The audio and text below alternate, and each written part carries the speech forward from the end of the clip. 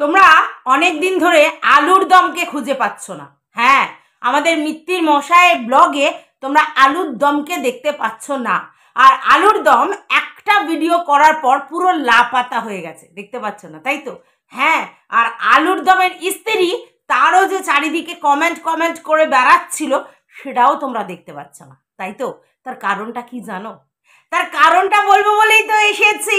তো চলো, welcome back to my channel. আশা করছি তোমরা সবাই খুব ভালো আছো, আর আমি তো ভালোই আছি নতুন একটা ভিডিওর সাথে। আমি রুনার লাইফস্টাইল থেকে।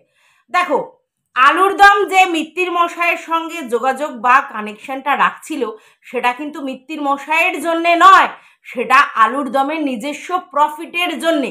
এটা নিশ্চয়ই এতদিনে তোমরা বুঝে গেছো। হ্যাঁ, সেটাই বলতে চাইছি। কারণটা কি? আলুর দম হচ্ছে একজন যে কিনা ইন্টারপ্রিটেটর। এবার তোমরা বলবে ইন্টারপ্রিটেটর সেটা কি? আরে ইন্টারপ্রিটেটর মানে হচ্ছে মাধ্যম, ঠিক আছে, যোগাযোগের মাধ্যম। আমাদের মিত্তির মশাই যে লয়ারগুলোকে হায়ার করেছিল, যে লয়ারগুলোর সঙ্গে কানেকশন করেছিল, সেই কানেকশনের মাধ্যমটা হচ্ছে আমাদের আলুর দম ছিল, ঠিক আছে? তো মিত্তির মশাই আজকের ব্লগে কি বললো? মিত্তির মশাইয়ের আমাদের রানাঘাটের জন্য যে লয়ার ছিল তারা আলাদা, আবার বসিরহাটের জন্য যে লয়ার ছিল তারা আলাদা। মানে দু জায়গায় দু ধরনের লয়ার উনি হায়ার করেছিল। কিন্তু তিনি যে লয়ার দ্বারা ফেসে গিয়েছিল সেটা কিন্তু আমরা আগেই শুনে নিয়েছি। তাহলে এখন দুদিকে দুই লয়ার মানে হু হু করে টাকা ব্যয় হচ্ছিল, আর সেই জন্য মিত্তির মশাই ভীষণই পারেশান আর আপসেট হয়েছিল।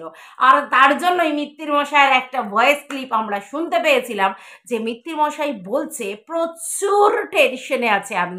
আর কি হয়েছে তাহলে?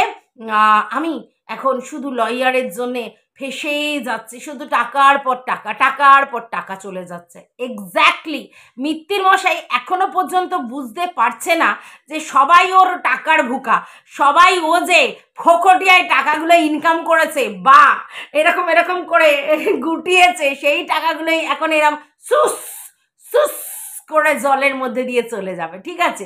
তো সেটা মিত্তির মশাই বোঝে না। আমরা একটা কথা খুব বলি, দেখবে, উৎপাতের ধন চিৎপাতে যায়। হ্যাঁ, যদি তুমি পরিশ্রম করে টাকা পয়সা ইনকাম করো, সেই পয়সাগুলো কিন্তু কষ্টের টাকা, কষ্টের উপার্জিত টাকা, এবং সেই টাকাটা কিন্তু থেকে যাবে। কিন্তু মা লক্ষ্মী বড়ই চঞ্চলা। তুমি যদি অন্য লোককে টুপি পরিয়ে বা তুমি যদি কাউকে ইমোশনালি ব্ল্যাকমেল করে সেখান থেকে টাকা এরকমভাবে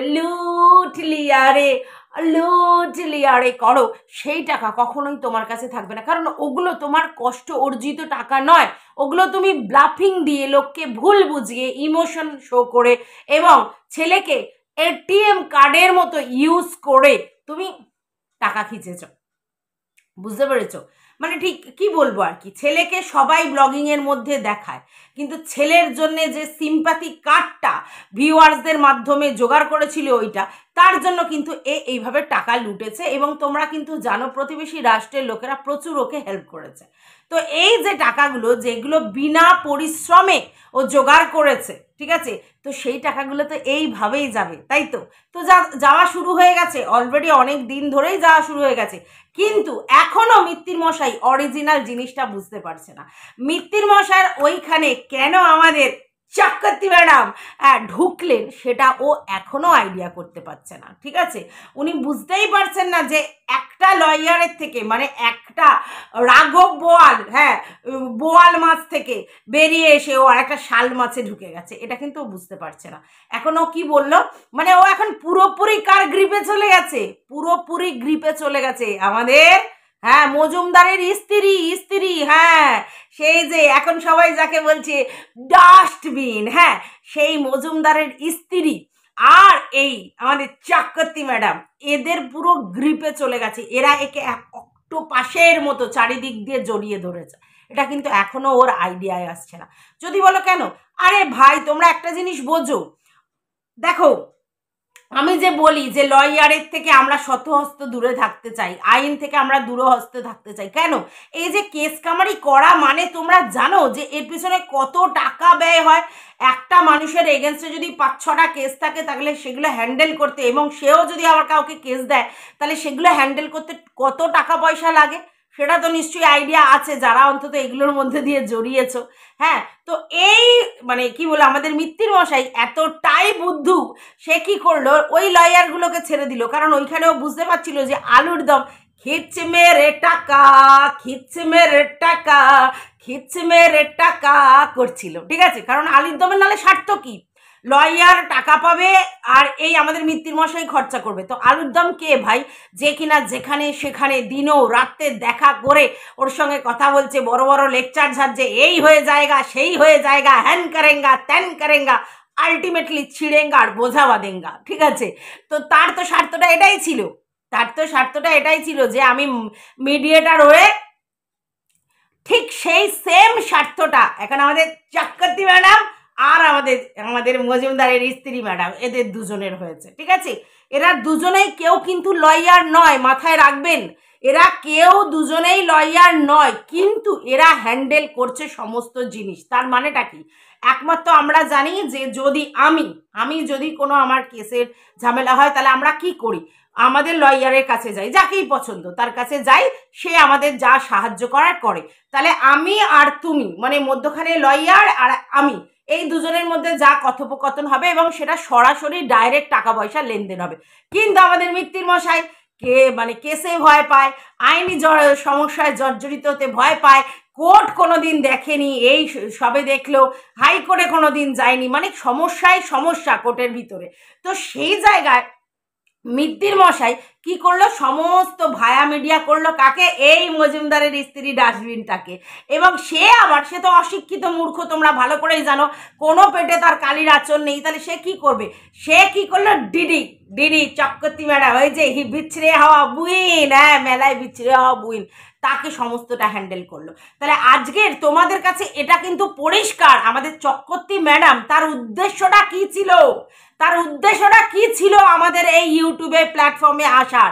সে কিন্তু দেখেছো অনেক দিন আগে এক ক্রিয়েটার, সে কিন্তু সবার লাইভে উঠে বলছিল একটাই কথা, যে আমার মেয়েকে যে এত অপমান করা হয়েছিল তার এটা কি হবে, তার জাস্টিসটা কি হবে। তখন সে তাকে কি বলল, আপনি কেস করুন, আপনার মেয়েকে অপমান করেছে আপনি কেস করুন, বললো তো। তার মানে কি এইবার সে বলবে যে আমাকে কিভাবে কি করতে হবে না করতে হবে, তখন বলবে ঠিক আছে আমার পিএ আছে, হ্যাঁ আমার পিএ আছে ডাস্টবিন মজুমদারের স্ত্রী, তার কাছে চলে যাও। আচ্ছা, তার কাছে চলে গেলে সে আবার বলে দেবে, তারপরে ওনার সঙ্গে যোগাযোগ করবে, কেস ফাইল করিয়ে দেবে এবং সেখান থেকে এরম ভাবে করকাটা গুনে নেবে, ঠিক আছে। আচ্ছা, তারপরে যার যা হচ্ছে সবাইকে উনি কি বলছেন, যে যদি তোমরা পার্সোনাল অ্যাটাক মানে তোমাদের কেউ করে, বা তোমাদের যদি কোনো কেউ ফ্যামিলি অ্যাটাক করে, তাহলেই তোমরা কেস করবে, কেস করে শাস্তি দেবে, আর না হলে ভালো কথা বলো, ঠিক আছে। এই যে কেস করবে এই যে মেন্টালিটিটা লোকের মধ্যে ঢুকে দিচ্ছে কেন, তার কারণ হচ্ছে এই মুহূর্তে এই কেস কে নিতে যাবে ভাই, সবাই তো আর ডাইরেক্টলি সাইবার ক্রাইম থানায় বা এখানে সেখানে ঘুরে বেড়াতে পারে না, তখন সবাই শরণাপন্ন হবে কে, মাতাজি, হ্যাঁ চক্রবর্তী মাতাজির কাছে শরণাপন্ন হবে, যে আপনি তাহলে আমাকে সব সালটে নিন। আর চক্রবর্তী ম্যাডাম পিএ তো রেখেছে তোমরা জানো, এদিকে দুজন আছে আর আরেকজন হচ্ছে দাল্লি মেন পিএ, ঠিক আছে। তো এই যে মজুমদারের স্ত্রী দাল্লি ডাস্টবিন যাকে লোক এখন বলছে, তার ভায়া মিডিয়া হয়ে এবার লোকে ওর কাছে পৌঁছে যাবে কেস করবার জন্য, ঠিক আছে। আর সেখান থেকে আবার টাকা খিঁচবে উনি, এটাই হচ্ছে এদের পুরো চক্রান্ত, এদের এটাই কিন্তু আসল চাহিদা, আর অন্য কিছু চাহিদা না। তোমরা বুঝতে পারছিলে না এতদিন যে এরা কেন এখানে এসেছে, কি করতে এসছে, ইউটিউব পরিষ্কার করতে এসেছে। ভাই তোকে কে দিয়েছে দায়িত্বটা, তুই ইউটিউব পরিষ্কার করতে এসেছিস, তোকে কি কোনো গভর্নমেন্ট থেকে কোনো রুলস অ্যান্ড রেগুলেশন দিয়েছে এবং সেই জন্য তুই এসেছিস? না, উনি নিজেই একটা প্রাইভেটলি সংস্থা চালান, তাহলে ওনাকে কি করে গভর্নমেন্ট কি করে ওনাকে দায়িত্বটা দিল, ওনাকে কেউ দায়িত্ব দেয়নি, উনি নিজেই গায়ে মানে না আপনি মোড়ল হয়ে চলে এসেছে এবং এইখানে এসে রুলস অ্যান্ড রেগুলেশন শেখাতে এসেছে। তাতে কি হবে, মানুষ আইনে ভয় পায়, তো মানুষ তখন বলবে ও আচ্ছা তাহলে আপনি সমস্ত কিছু করে দেন, তাহলে কি করে যোগাযোগ করব, তখন দাল্লির হয়ে ওনার কাছে ভায়া মিডিয়া হয়ে যাবে, মানে ঘুরে ঘুরে লয়ারের কাছে যাবে, বুঝতে পেরেছো? এটাই ওনার উদ্দেশ্য ছিল, সবাইকে এইভাবে মানে যে আমি বস, আমি যেরকম বলবো ইউটিউব মানে কন্ট্রোভার্সি ক্রিয়েটাররা সেরকমভাবে নাচবে। আর উনি খুব ভালো করে জানে যে কন্ট্রোভার্সি জোনে একজন একজনকে পার্সোনাল অ্যাটাক প্রচুর করে, এবং এইখানে সমস্ত সময় ওই রিভেঞ্জ মেন্টালিটি চলে, ঠিক আছে। এবং ঠিক সেই জায়গাটা উনি ইউটিলাইজ করতে এসেছিল। যারা যারা রিভেঞ্জ মেন্টালিটি দেখো তারাই ওনার সঙ্গে যুক্ত হয়েছে। আমি তো একটা জিনিস বুঝি না, সেটা হচ্ছে এখানে কম বেশি এ ওকে, ও তাকে বেশিরভাগ পার্সোনাল অ্যাটাক করেছে, এ ওকে সে তাকে বেশিরভাগ গালিগালাজ করেছে। এবার তাদের মধ্যে যদি মানসিক সচেতনতা না আসে, তাদের মধ্যে যদি কোনো পরিবর্তন না আসে, তাহলে বাইরে থেকে কেউ কাউকে পরিবর্তন করতে পারে? যতদিন না ইউটিউব সেই রুলস অ্যান্ড রেগুলেশন দিচ্ছে ততদিন কেউ পরিবর্তিত হবে না, ঠিক আছে। এইবার এই ম্যাডাম গায়ে মানে না আপনি মোড়ল হয়ে চলে এলো কেন? সে তার নিজের ব্যক্তিগত স্বার্থেই এসেছে, অন্য কারোর উপকার করতে আসেনি, উনি কোনো জনস্বার্থে আসেনি, এটা বেকার কথা বলছে। ওনার বক্তব্যটা এটাই ছিল যে তোমরা এখানে একজন একজনকে যদি অ্যাটাক করো, তাহলেই তোমরা যদি পার্সোনাল অ্যাটাকে আর রিভেন্সের মধ্যে দিয়ে যাও, তাহলেই তোমাদের কেসের সাহায্য নিতে হবে, আর কেস করতে গেলেই আমার শরণাপন্ন হও, আমি এইসব কেসগুলো করব, কারণ তার নামে হাজার একটা কেস ঝুলছে আর সেও হাজার একটা কেস দিয়ে বেড়াচ্ছে। এটাই ইনি করেন, এনার কাজটাই এসে চলো কেস করি, চলো কেস করি, চলো কেস করি, এই ব্যাপারটা এটাই উনি সবার মধ্যে ছড়িয়ে দিতে চেয়েছেন। তো যাই হোক, দেখো প্রথমে যখন কেউ আমাদের এন্ট্রি নেয় আমাদের মানে কোনো জায়গায়, তো আমরা বুঝতে পারি না যে তার ইন্টেনশনটা কি, কিন্তু ধীরে ধীরে ধীরে ধীরে অ্যানালাইজ করে কিন্তু বুঝতে পারি তার আসল ইন্টেনশনটা কি। আর এইখানে ব্যাপারটা করা হচ্ছিল, আমাদের সঞ্জয়কে বারবার ভয় দেখানো হচ্ছিল যাতে সে গিয়ে শরণাপন্ন হয়, ঠিক আছে। কারণ ভয়কে করতে হবে জয়, তবেই কিন্তু তুমি ইউটিউবে কন্ট্রোভার্সি জোনে সাকসেস পাবে। কিন্তু সঞ্জয় কি করেছে, নিজের জায়গায় স্ট্রিক্ট থেকেছে, ঠিক আছে। এবং সেই জায়গাতে এরা ভাবলো কি হলো, এ এতবার বেড়েছে আমাদের কোনো কথা শুনছে না, তো সঞ্জয় ভাবলো কি হবে, ম্যাক্সিমাম টু ম্যাক্সিমাম আমাকে নয় একদিন গাড়দে ঢুকিয়ে দেবে, তা গাড়দ ঘুরে আসি, কি অসুবিধা আছে, ঠিক আছে। আমি যদি অন্যায় করে থাকি তাহলে বহু লোক অন্যায় করেছে, আমি একা অন্যায় করিনি, তাহলে শাস্তি কি করে আমার একার জন্য প্রযোজ্য হবে? ঠিকই তো কথা, সঞ্জয় অন্যায় করেছে, কেউ কিন্তু অস্বীকার করেনি, এবং সঞ্জয় নিজেও সেটা স্বীকার করেছে যে আমি অনেক মানে ওই গালাগালি স্ল্যাং করেছি এবং লোকের দ্বারা প্ররোচিত হয়েছে, বুদ্ধিভ্রষ্ট হয়েছে, আমাকেও লোকে বাড়ে তুলেছে, বার খেয়ে আমিও ক্ষুদিরাম হয়ে অনেক কিছু করেছি।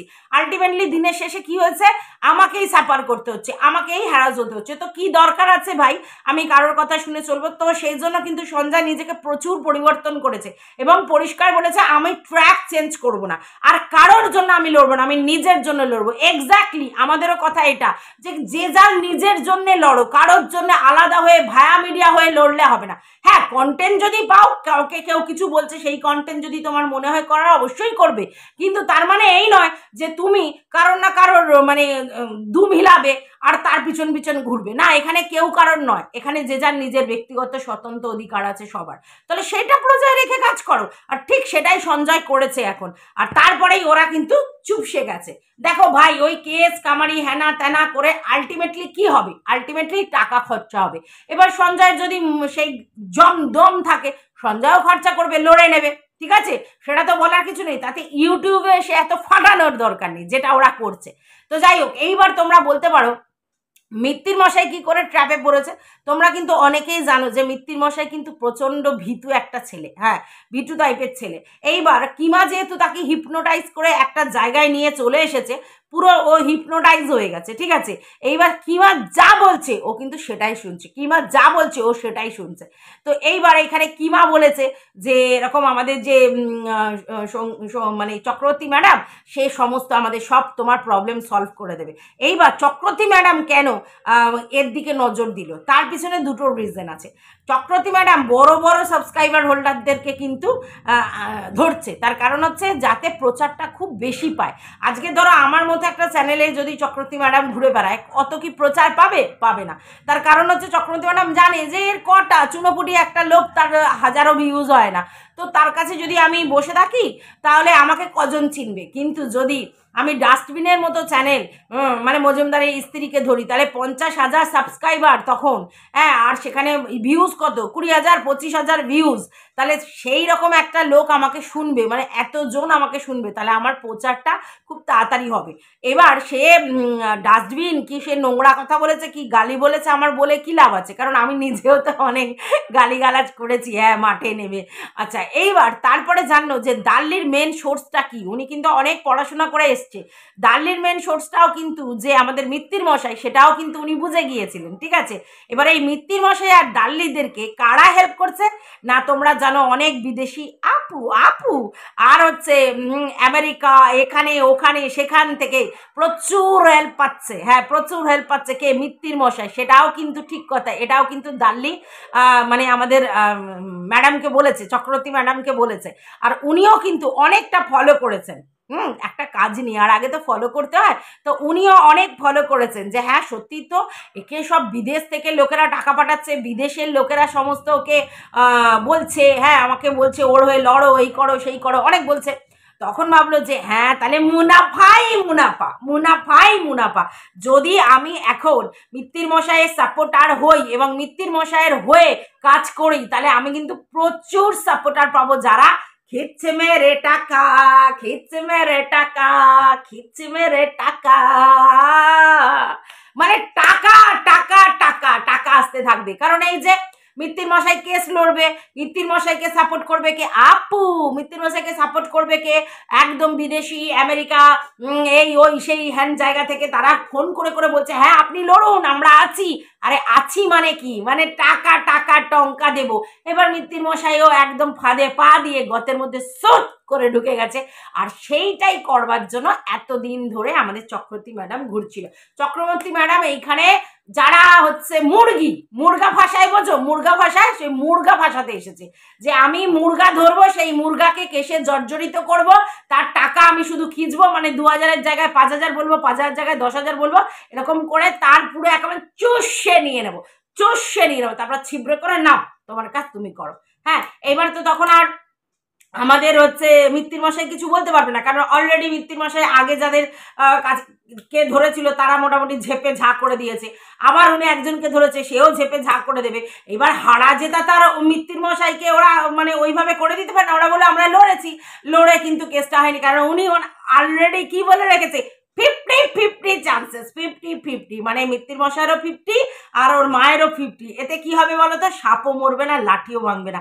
কারণ যদি কেউ 49 আর কেউ 51 হয়ে যায়, সেই তো জিতে যাবে যে 51, তাই না? এটা তো আমরা জানি, এরকমভাবেই তো সব কোম্পানিগুলো চলে, যে যার শেয়ার 51% হয়ে যাবে সেই কিন্তু মালিক হয়ে যাবে। তো এখানেও তাই, যে 49 আর 51, এবার যে 51 হয়ে যাবে তার কাছেই ছেলে চলে যাবে। তো আমার আর কিচ্ছু করার নেই, আমি সব রকম চেষ্টা করেছিলাম, ব্যাস মিত্তির মশাই গয়ং গচ্ছ। আর সেই দিনটা খুব তাড়াতাড়ি হতে চলেছে, তোমরা সেটা দেখতে পাবে, কারণ আমাদের টিনো সুন্দরীর যে প্রসেসিংগুলো করার ছিল সেগুলো মোটামুটি হয়ে গেছে, এবং টিনো সুন্দরী সমস্ত প্রসেসিং রেডি করে ফেলেছে, এবং যার রেজাল্ট পাওয়ার আস্তে আস্তে চলে আসছে। মানে বলতে পারো আমাদের মিত্তি মশাইয়ের যে এটিএম কার্ড সে যেভাবে প্রপ করে ইউজ করেছিল, সেইটা এবার চলে আসছে টিনার কাছে, আর তার জন্যই কিন্তু ঝামেলা হচ্ছে। তো যাই হোক, এইবার মিত্তি মশাইকে সবাই বুদ্ধি দিচ্ছে যে আপনি আবার একটা প্রোডাকশন মেশিন জোগাড় করুন, আর সেই প্রোডাকশন মেশিন থেকে আপনি আবার একটা এটিএম কার্ড প্রডিউস করুন, আর সেইটা দিয়ে আপনি কাজ করুন। না না না না, সেটিও তো হবে না, ওখানেও তো টিনা গেড়া কল করে রেখেছে, বুঝতে পারো নি? টিনাকে নাকি মানে ঘোরাবে নাকে দড়ি দিয়ে, টিনাকে নাকি ডিভোর্স না দেওয়ার জন্য চক্র করাবে, টিনাকে নাকি এমনি ছাড়া যাবে না, ওকে ঘোরাও ঘোরাও ঘোরাও, ওকে বোঝাও এত সহজে ডিভোর্স পাওয়া যাবে না। এখন টিনাই বেঁকে বসেছে ডিভোর্স দেবে না। এইবার বেটা পড়েছে ফাঁদে, মানে ফাঁদে পইরা বগা কান্দে। কিরকম বলো তো, এইবার মিত্তির মশাই যখনই এটিএম কার্ড চলে যাবে, স্বাভাবিক নতুন প্রোডাকশন মেশিন ঘরে আনবার জন্য ছটং পটং করবে, কিন্তু নতুন মেশিন আনবার জন্য তাকে তো লিগাল করতে হবে, নাহলে তো সব ব্যাপারটাই ইললিগাল হবে। মানে যে খেলাটা খেলেছিল টিনু সুন্দরীর জন্য, নাকি ওটা ওর লিগাল বই নয়, ঠিক আছে, হাস্যস্কর। হ্যাঁ, রেজিস্ট্রি করার পর বলছে লিগাল বউই নয়।